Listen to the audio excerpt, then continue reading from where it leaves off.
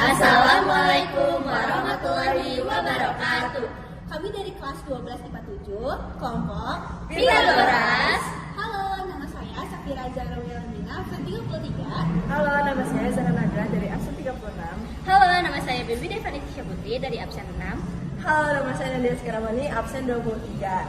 Nah, pada video kali ini kita akan menjelaskan mengenai penggunaan matematika dalam film Gospel Brothers. Penasaran kan seperti apa? Yuk saksikan terus.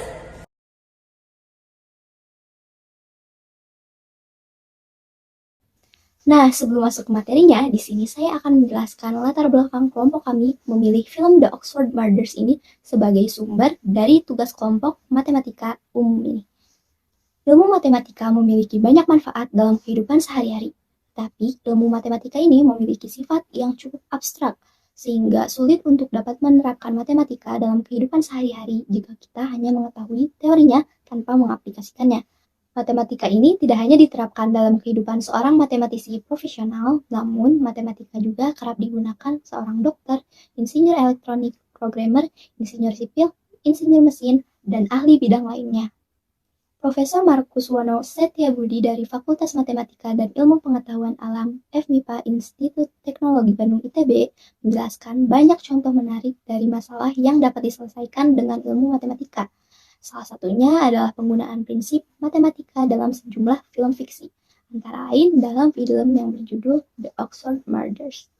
Film ini mengisahkan tentang seorang mahasiswa pasca sarjana asal Argentina bernama Martin yang diperankan oleh Elijah Wood datang ke Universitas Oxford guna menimba ilmu. Satu-satunya ambisi Martin adalah belajar langsung dari Profesor Filsuf Matematika Arthur Seldom yang diperankan oleh John Hurt. Pertemuan awal Martin dengan Profesor Arthur di Oxford tidak berjalan mulus. Di sebuah seminar, Arthur tengah menampik adanya kebenaran mutlak dengan meminjam argumen Wittgenstein's Tractatus. Usai sang profesor menyelesaikan ceramahnya, Martin mencoba mencari-cari perhatian dengan menyangkap pendapat tersebut. Tidak terima dengan sanggahan Martin, Profesor Arthur membalas dengan mempermalukan anak muda tersebut di hadapan peserta seminar yang lainnya. Niat Martin untuk mendekatkan diri dengan Profesor Arthur gagal total. Namun, sebuah peristiwa pembunuhan yang terjadi setelah itu mulai merekatkan keduanya. Nyonya Eagleton yang diperankan oleh Anna Massey, pemilik asrama tempat Martin tinggal, ditemukan tewas di dalam rumahnya. Martin jadi orang pertama yang mengetahui kematian Nyonya Eagleton. Lalu sepersekian detik kemudian Arthur pun muncul. Sang profesor datang ke tempat itu untuk menemui Nyonya Eagleton yang merupakan teman lamanya. Kepada polisi, Arthur mengaku mendapatkan surat berupa simbol-simbol matematika yang merujuk pada alamat tempat tinggal dari Nyonya Eagleton. Mengingat ia merupakan profesor ahli logika matematika, Arthur yakin bahwa surat dan kasus pembunuhan itu merupakan tantangan dari si pembunuh untuk menguji kecerdasannya. Menukil potongan dialog yang diucap Arthur pada film itu, satu-satunya kejahatan sempurna bukanlah kejahatan yang tidak terpecahkan, tetapi yang diselesaikan dengan kesimpulan yang salah. Tak lama setelah kejadian itu, satu persatu pembunuhan misterius pun terjadi pada orang-orang di sekeliling Arthur. Si pembunuh tetap meninggalkan simbol-simbol matematis di sekitar korbannya. Saat polisi tidak kunjung mampu mengungkap dalam pembunuhan, Profesor Arthur dan Martin berupaya keras memecahkan rentetan kasus pembunuhan itu dengan mengandalkan keahlian mereka di bidang matematika. Kepercayaan kuno menyatakan bahwa alam semesta adalah hasil interaksi antara 4 atau 5 elemen. Tetapi apa yang ingin diketahui oleh para filsuf Yunani kuno adalah elemen mana yang merupakan arche yang pertama dan asal dari segalanya. Thales percaya bahwa itu adalah air. Untuk Anaximenes itu adalah udara. Tapi Pythagoras memiliki ide yang berbeda ketika dia memproklamirkan, yaitu bahwa semua hal adalah nomor. Lalu Pythagoras memiliki cara yang sederhana dan elegan. Untuk apa? Untuk menjelaskan teorinya. Lalu dia pun menggambarkan sosok yang kemudian dikenal sebagai tetrastis. Simbol suci selama berabad-abad berikutnya. Itu adalah segitiga sama sisi, terbuat dari 10 titik yang disusun dalam 4 baris. Setiap baris dan setiap titiknya membawa simbolisme yang berbeda. 4 baris melambangkan 4 tahap penciptaan. Teori pertama yang dipakai dalam film Oxford Brothers adalah simbol lingkaran atau yang disebut monad.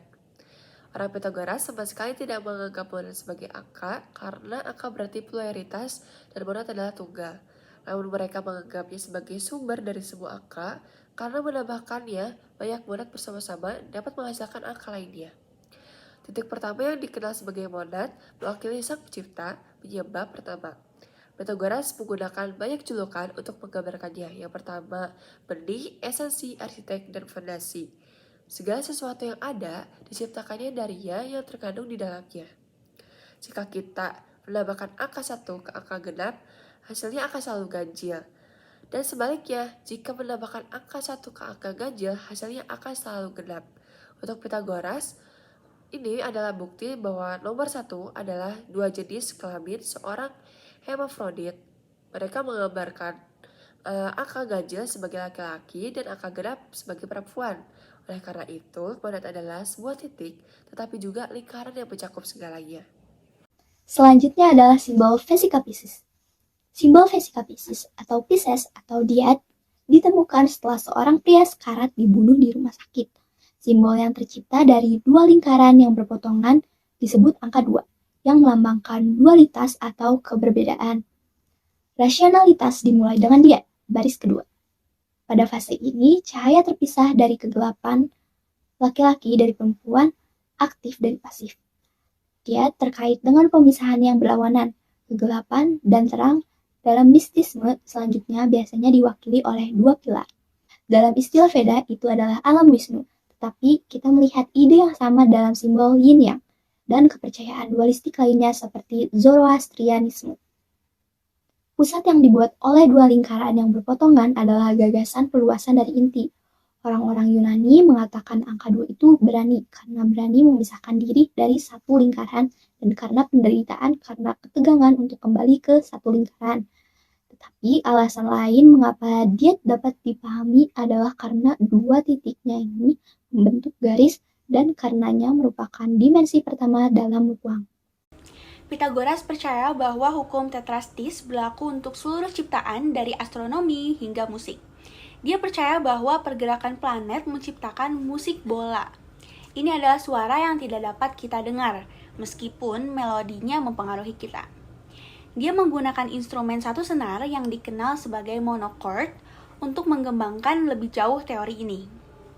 Dengan melakukan itu, dia menemukan interval musik yang masih kita gunakan hingga hari ini.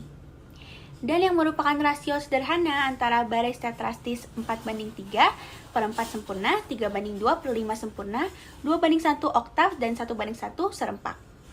Serangkaian monochord yang direntangkan di antara dua titik akan mewakili diad. Tapi untuk mendengar suaranya, kita perlu membuatnya bergetar. Bagi Pitagoras, ini adalah triad mistis yang diwakili di baris ketiga tetraktis. Mereka percaya bahwa angka 3 mewakili semangat, gerak, cahaya, suara, getaran, dan waktu. Teori yang keempat adalah simbol tetrakis atau tetrad. Tetrakis atau tetrad atau tetrakis dekade adalah bangunan segitiga yang terdiri dari 10 titik yang disusun dalam 4 baris. 1, 2, 3, dan 4 di setiap barisnya, yang merupakan representasi geometris dari bilangan segitiga keempat. Sebagai simbol mistis itu sangat penting untuk pemujaan rahasia Pitagoreanisme. Tetrad, baris terakhir dari 4 titik, mewakili dunia 3 dimensi dalam bentuk materialnya. Sebuah lingkaran yang ditarik sepanjang garis yang menghubungkan dua pusat dari garis segitiga menciptakan bentuk persegi sempurna yang menunjukkan 4 musim, 4 zaman manusia, dan 4 penjuru bumi.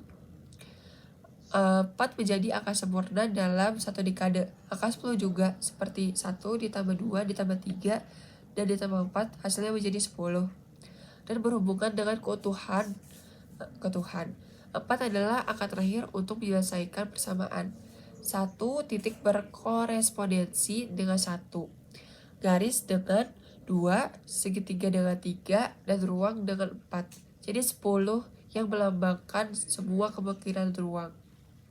Nah, dari tadi kita udah bahas Pythagorean symbol atau simbol Pythagoras. Sebenarnya siapa sih Pythagoras ini? Banyak hal yang kita ketahui tentang Pythagoras dapat dengan mudah mengklasifikasikannya sebagai seorang Brahmana Weda. Selain itu, namanya mungkin bukan bahasa Yunani. etimologinya sering menjadi pertanyaan perdebatan dengan gagasan yang paling umum adalah The Marketplace of Apollo. Berasal dari kata Pythios yang artinya Apollo dan Agora yang artinya pasar. Tetapi ini terdengar seperti etimologi yang dipaksakan. Mungkin nama ini terkait dengan Pyatigorsk yang berarti kota di antara 5 bukit. Berdasarkan pembahasan, penyusun menyimpulkan bahwa penerapan matematika sangat penting untuk kehidupan sehari-hari, seperti pada film The Oxford Murders untuk memecahkan masalah dengan menggunakan matematika untuk menuntun pada kebenaran. Matematika selalu mencoba menerangkan segala sesuatu dalam sebuah fungsi dengan angka. Dalam matematika, keberhasilan diukur dari kemampuan untuk memodelkan suatu permasalahan secara logis. Dalam film ini memakai materi Pythagorean symbol untuk memecahkan masalahnya. Kritik untuk film ini adalah film The Oxford Murders dapat membosankan untuk sebagian orang karena kurangnya aksi dari para tokoh. Film ini terlalu memfokuskan pada teori di dialognya sehingga dialognya sulit dipahami. Sekian dari kelompok kami. Semoga bermanfaat. Semoga bisa menambah wawasan bagi kita semua. Mohon maaf apabila ada kesalahan. Wabillahi taufiq wal hidayah. Wassalamualaikum warahmatullahi wabarakatuh.